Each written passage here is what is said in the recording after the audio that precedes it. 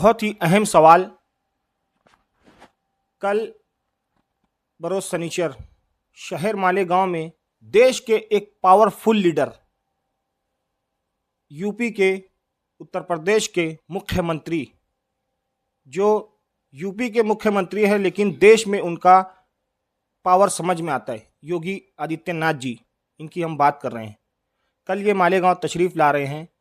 तो जिस तरह मालेगांव शहर की आवाम को शिकायतें हैं सुभाष भामरे के कामों को लेकर के, हमारे हलके में वो ध्यान नहीं देते, तो क्या एजाज देशमुख अपने पावर पर योगी आदित्यनाथ के सामने मालेगांव शहर के कामों की बातें रखेंगे, या मालेगांव शहर में आने वाले चुनाव जो 20 मई को वोटिंग है उसके बाद 4 जून के रिजल्ट के बाद अगर सुभाष भामरे चुनकर आते हैं, अगर उनकी हैट्रिक होती है तो मालेगांव के इलाकों में काम होगा? जानते हैं। आखिरी क्वेश्चन एजाज देशमुख से। आप देख रहे हैं वाहिद दुलार न्यूज़। मैं हूं अहमद हबीब दुलार। आज हमारे साथ तशरीफ़ फरमा है ऑल इंडिया हज कमेटी एंड महाराष्ट्र हज कमेटी के director, BJP Bharatiya Janata party Maharashtra के उप अध्यक्ष हाजी एजाज देशमुख, जो मालेगांव लोकसभा के निरीक्षक भी हैं। मालेगांव शहर तशरीफ़ लाए हैं दौरे पर और गुफ्तगू का सिलसिला शुरू करते हैं हाजी एजाज देशमुख से कि धुलिया मालेगांव हल्का पार्लियामेंट चुनाव को लेकर क्या तजुर्बा देखने को मिला, जो गुज़िश्ता 10 सालों में 2 मरतबा सुभाष भामरे का रहा। इस वक्त क्या पोजीशन नज़र आ रही है, क्योंकि सामने टक्कर का मुकाबला कहा जा रहा है शोभाताई को लेकर। जानते हैं पूरा माजरा, क्या तजुर्बा देखने को मिला एजाज देशमुख से। अस्सलाम वालेकुम रहमतुल्लाहि बरकातहू। मैं गुज़िश्ता 2 दिनों से मालेगांव शहर में हूँ और मालेगांव के तकरीबन हर हलक़े में मेरा सफ़र हुआ है और मैंने देखा है कि चाहे वो मालेगांव मध्य हो या मालेगांव बाह्य हो, आउटर मालेगांव हो या सेंट्रल मालेगांव हो, यहाँ पर भारतीय जनता पार्टी को काफ़ी तायद हासिल है। गुज़िश्ता 10 साल में जो भारतीय जनता पार्टी की हुकूमत ने नरेंद्र मोदी जी की क़यादत में और महाराष्ट्र में जनाब देवेंद्र जी की क़यादत में और पार्टी की क़यादत जनाब चंद्रशेखर बावनकुळे साहब ने एक पार्टी को मजबूत तरीक़े से बांधा है। और आज हमारे पास पूरे बूथ पर, चाहे मध्य में देखें तो 360 बूथ के ऊपर हमारे पास पूरे कार्यकर्ता मौजूद है, बूथ अध्यक्ष मौजूद है, उनकी कार्यकारिणी मौजूद है। और सफ़र के दौरान ये पता चला है कि भारतीय जनता पार्टी के उम्मीदवार डॉक्टर सुभाष भामरे को बहुत अच्छी तायद हासिल है। कहीं ना कहीं कुछ देखा जा रहा है, कुछ समझा जा रहा है। जिस तरह सेंट्रल हलके में ये शिकायतें हैं सुभाष भामरे को लेकर के, वो ओटे मांगने नहीं आते या दौरे पर नहीं आते, या तो फिर काम उन्होंने सेंट्रल हलके मालेगांव सिटी में नहीं किया है। इस बारे में क्या खुलासा है एजाज देशमुख का, जानते हैं।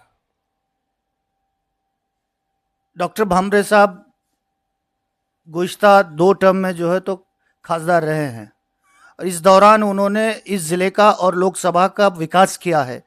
आपने देखा मालेगांव से कनेक्टिविटी को देखा, मालेगांव की कनेक्टिविटी आज से 10 साल पहले कितने खस्ता हालात में थी, मगर आज अच्छे पक्के सीमेंट के रास्ते, 4 लेन रास्ते बने हैं। मालेगांव के अंदर ब्रिज के काम चालू है, कनेक्टिविटी चालू है और डॉक्टर सुभाष भामरे ने यहाँ पर तरक्की का एक सिलसिला जारी किया है।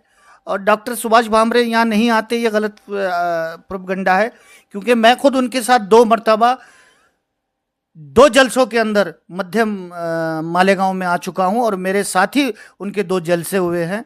तो ये कहना गलत है। इसके बरक्स जब से इलेक्शन डिक्लेयर हुआ है कि उनके उम्मीदवार उन्होंने संपर्क ही नहीं किया, उसके बरक्स जो है तो भारतीय जनता पार्टी के कार्यकर्ता हो जाए, नेता हो जाए, मुझ जैसा कार्यकर्ता निरीक्षक बोलकर यहाँ पर तमाम आवाम से जो है तो हम मुलाकात कर रहे हैं और भारतीय जनता पार्टी के उम्मीदवारों को जिताने के लिए हम कोशिश कर रहे हैं। हमारा एक अहम सवाल, धुलिया मालेगांव हल्का पार्लियामेंट 19-20 लाख वोटें हैं, अतराफ़ के इलाके हैं, तो क्या रुझान आवाम का देखने को मिला है सुभाष भामरे को लेकर? क्या माहौल बना हुआ है? क्या पोजीशन नज़र आ रही है? क्या उनकी हैट्रिक हो सकती है? तीसरी मर्तबा चुनकर आ सकते हैं? जानते हैं एजाज देशमुख। यकीनन सुभाष भामरे साहब जो है तो हैट्रिक करने वाले हैं, क्योंकि ये इलेक्शन तरक्की के नाम पर लड़ा जा रहा है। हमने जो पूरे हिंदुस्तान में विकास किया है उसको हम आवाम के सामने रख रहे हैं, जिसको आवाम कबूल कर रही है। हर फील्ड के अंदर आज देश की तरक्की हुई है। चाहे इकोनॉमिक्स में, जब देश 2014 में 10वें नंबर पर था, आज वो 5वें नंबर पर लेकर आया है। और हमारा ये मैनिफेस्टो में वादा है कि हम दुनिया की तीसरी आर्थिक व्यवस्था जो है तो हम आने वाले 5 साल में करेंगे, और हमने मजबूती के साथ किया है। साथ ही साथ इंफ्रास्ट्रक्चर के जो है तो कामों को आपने देखा है, कनेक्टिविटी के कामों को देखो, रास्ते देखे हैं आपने, आपके शहर के अंदर ब्रिजेस के काम चालू है, कनेक्टिविटी के काम चालू है, आपके मेडिकल सहूलतों के काम चालू है। कई तरक्की के काम इस 10 सालों के अंदर हुआ है। और ख़ासकर अक़लियतों के बारे में भी हम देखे हैं हमने कि 2014 से पहले अक़लियतों की तरक्की की रुकावटें आती थी, वो हमने दूर किया है। जिसकी उम्दा मिसाल है कॉम्पिटिटिव एग्ज़ाम के अंदर जो मुस्लिम बच्चों की तादाद बढ़ी है, वो काबिल तारीफ़ है। पहले 1 या 2 बच्चा कॉम्पिटिटिव एग्ज़ाम में कलेक्टर और एसपी बनता था, मगर 2016 के बाद हम 50 के आंकड़े को पार किए हैं। इस साल 72 बच्चे जो है तो माइनॉरिटी के कॉम्पिटिटिव एग्ज़ाम में पास हो गए हैं। एक बहुत ही अहम सवाल, कल बरोज सनीचर शहर मालेगांव में देश के एक पावरफुल लीडर, यूपी के, उत्तर प्रदेश के मुख्यमंत्री, जो यूपी के मुख्यमंत्री हैं लेकिन देश में उनका पावर समझ में आता है, योगी आदित्यनाथ जी, इनकी हम बात कर रहे हैं। कल ये मालेगांव तशरीफ़ ला रहे हैं।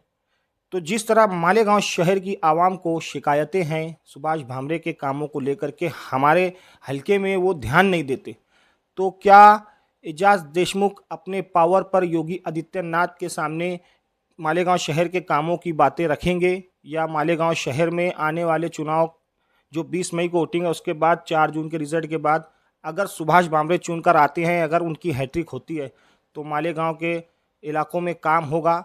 जानते हैं। आखिरी क्वेश्चन एजाज देशमुख से। कल भारतीय जनता पार्टी के कायद यूपी के वज़ीर आला जनाब आदित्यनाथ योगी साहब का जो है तो जलसा है। ये जलसा जो है मालेगांव के अवाम के मांग पर किया गया है, यहाँ के बीजेपी के कार्यकर्ताओं के मांग पर किया गया है।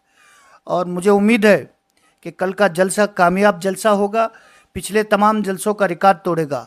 और आदित्य योगीनाथ जी भी जहाँ आएंगे तो वो जो भारतीय जनता पार्टी ने गुज़िश्ता 10 साल जो तरक्की के काम किए हैं उसकी बात करेंगे, और आने वाले 5 साल में जो हम काम करने जा रहे हैं तो उसकी भी बात करेंगे।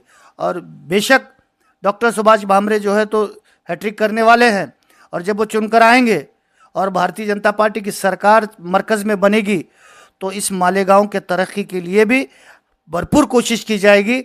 और पूरे आपके यकीन दहानी के साथ कहता हूं कि मालेगांव भी दूसरे शहरों के मुकाबले में तरक्की करेगा।